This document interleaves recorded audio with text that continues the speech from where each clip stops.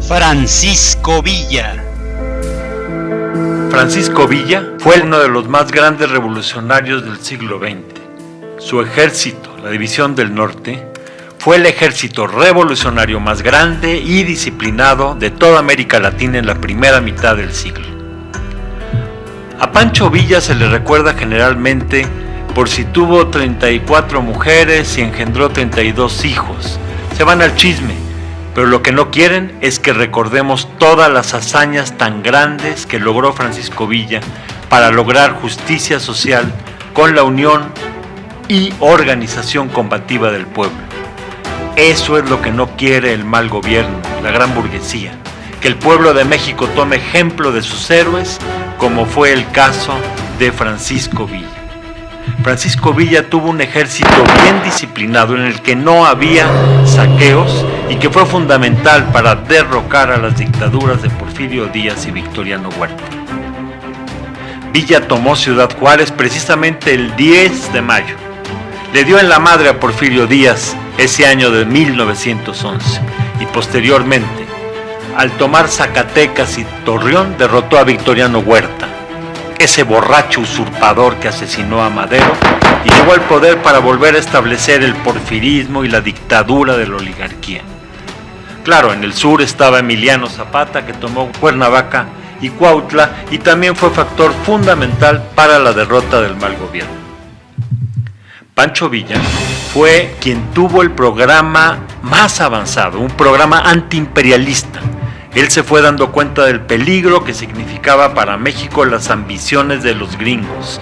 Por eso, desde 1916 en el manifiesto de Naco, él dijo que el causante principal de los grandes problemas de México son los Estados Unidos. 100 años después, hoy nos damos cuenta cómo Estados Unidos precisamente ha tenido planes de tragarse literalmente a México. Esto ya lo veía Villa en este manifiesto de Naco en 1916. Villa propone cerrar las fronteras para desarrollar la manufactura mexicana y eliminar la inversión gringa, nacionalizar los ferrocarriles, nacionalizar las minas y desconocer la deuda pública, que son medidas muy importantes que hoy por hoy habríamos de aplicar para sacar a México adelante.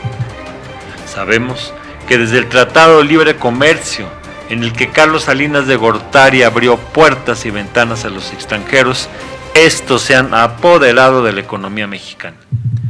Pancho Villa fue quien tuvo un programa tan avanzado que se preocupó muchísimo por la educación.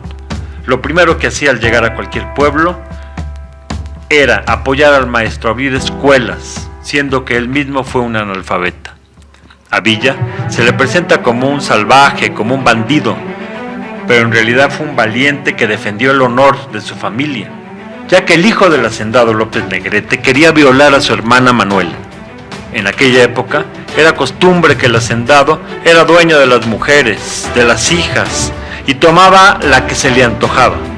Había lo que se llamó el derecho de pernada, o sea que el hacendado, el amo, podía ser el primero en tener relaciones sexuales con las mujeres vírgenes. Entonces, el hijo del hacendado, Agustín López Negrete, trató de meterse con la hermana de Doroteo Arango, que así se llamaba Pancho Villa originalmente. Y él se enfrentó al sistema de vida de aquella época, balaceó al hijo del hacendado y fue por esa razón que tuvo que huir y andar a salto de mata.